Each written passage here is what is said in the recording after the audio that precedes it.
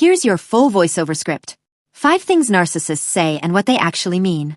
One of the most disorienting things about being in a relationship with a narcissist is the language. The way they speak. The specific phrases they use. On the surface, the words sound almost reasonable. Sometimes they even sound loving. But underneath every carefully chosen sentence is a very different message. One designed to keep you confused, compliant, and questioning yourself. Because narcissists are masters of language. They know exactly what to say to make you feel guilty, to deflect blame, to make you doubt your own memory, and to keep you emotionally hooked. And once you learn to decode what they're actually saying, everything changes. You stop being affected by the words and you start seeing the intention behind them. Today we're decoding 5 of the most common things narcissists say, and what they actually mean when they say them. Number 1. You're too sensitive.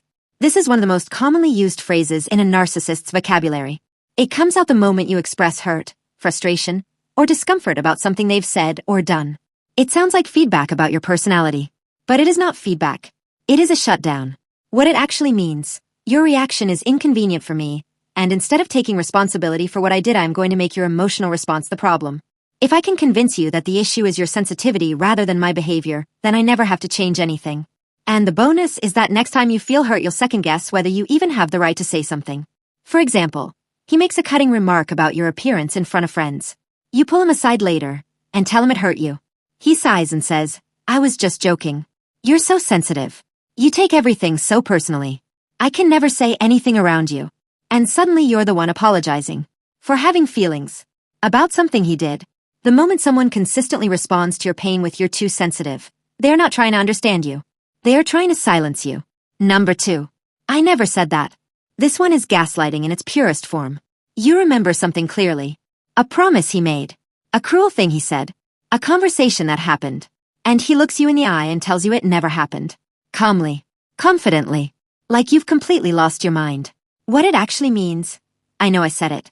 But admitting it means accountability, and accountability is something I am not capable of. So instead I am going to rewrite reality. And if I do it confidently enough, and often enough, you will eventually stop trusting your own memory. Which means I can say and do whatever I want with no consequences, because you'll never be sure enough of your own perception to call me out on it. For example, he promised he would come to an important event for you. You planned around it. You told people he was coming. The day arrives and he doesn't show up. When you bring it up, he says, "I never said I was coming." You assumed that. You always do this. You hear what you want to hear. And you start replaying the conversation in your head, trying to remember exactly what was said. That confusion, that self-doubt. That was the goal. Keep a journal. Write things down. Not because you need proof, but because you deserve to trust yourself. Number 3. You're lucky I put up with you. This one is particularly cruel because it often comes disguised as honesty. Like he's doing you a favor by telling you the truth about yourself. It usually appears after you've tried to address a problem in the relationship or express a need. And it is designed to do one thing. Make you feel like you are the burden. Like you should be grateful he's still there at all. What it actually means, I want you to feel like no one else would want you. Because a woman who believes she is difficult to love will not leave. She will work harder. She will shrink more. She will tolerate more. If I can make you feel like I'm doing you a favor by staying, you will never feel like you deserve better. And you will never look for better. For example, you bring up the fact that he's been distant and cold lately. You express it calmly and vulnerably.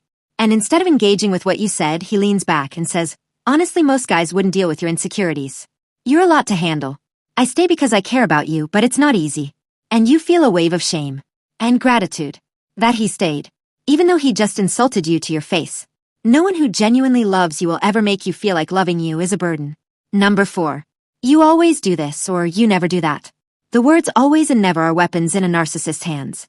These absolute statements are designed to reframe the entire conversation, pulling it away from the specific thing you raised and turning it into a sweeping indictment of your character. Suddenly you're not discussing one incident. You're defending your entire personality. What it actually means, I don't want to address what you're actually bringing up because it puts me in the wrong. So instead I'm going to broaden this into a character attack. If I can make this about who you are as a person rather than what I specifically did, I win the argument without ever having to engage with the real issue. And you'll be so busy defending yourself that you'll forget what you were originally upset about. For example, you mentioned that he forgot something important to you. A simple, specific thing. And he immediately says, "You always bring up the past. You never let anything go. Every single time we talk you find something to complain about." And now you're sitting there thinking, do I always do that? Am I really like that? Am I the problem? And the original issue, the thing he did, is completely buried. When someone responds to a specific concern with always and never, name it. I'm not talking about always. I'm talking about this specific moment. Number 5. I only did it because of you. This is blame shifting at its most sophisticated. It takes complete ownership of their behavior, which a narcissist never does, and transfers it entirely onto you. Whatever they did, however they behaved, however badly they treated you, it is ultimately your fault. You caused it. You provoked it. You left them no choice. What it actually means, I am not capable of taking responsibility for my actions. My ego cannot survive being wrong. So instead of owning what I did, I am going to construct a narrative where you are the reason it happened. This serves 2 purposes. It removes all accountability from me, and it makes you feel guilty enough that you'll focus on fixing yourself rather than addressing my behavior. For example, he says something genuinely hurtful and demeaning. You're upset. You call it out. And he says, I wouldn't have said that if you hadn't pushed me. You know how I get when you do that. You basically made me react that way. And somewhere in your mind a small voice wonders, did I cause this? Should I have handled it differently? Could I have prevented it? No. You did not make him do anything. Adults are responsible for how they respond regardless of what triggered them. Full stop. Before you go, I want to leave you with some questions. Not to answer out loud, just to sit with. How many of these phrases have you heard? Not once, but repeatedly. As a pattern. As a script that played out over and over in different situations, but always landed you in the same place. Confused, apologizing, and wondering what was wrong with you. When you expressed pain in this relationship, was the response curiosity or deflection? Did they ever ask, what did I do that hurt you and how can I do better? Or did the conversation always somehow end up being about your flaws? Think about how you spoke about yourself during this relationship versus how you speak about yourself now. Did their words become your inner voice? Are you still hearing their phrases in your own head when you make a mistake or need something from someone? And finally, now that you can see the language for what it was, now that you understand the intention behind the words, what do you want to say back? Not to them. To yourself. To the version of you that believed it. That internalized it. That carried it. She deserved so much better than words designed to keep her small. And so do you.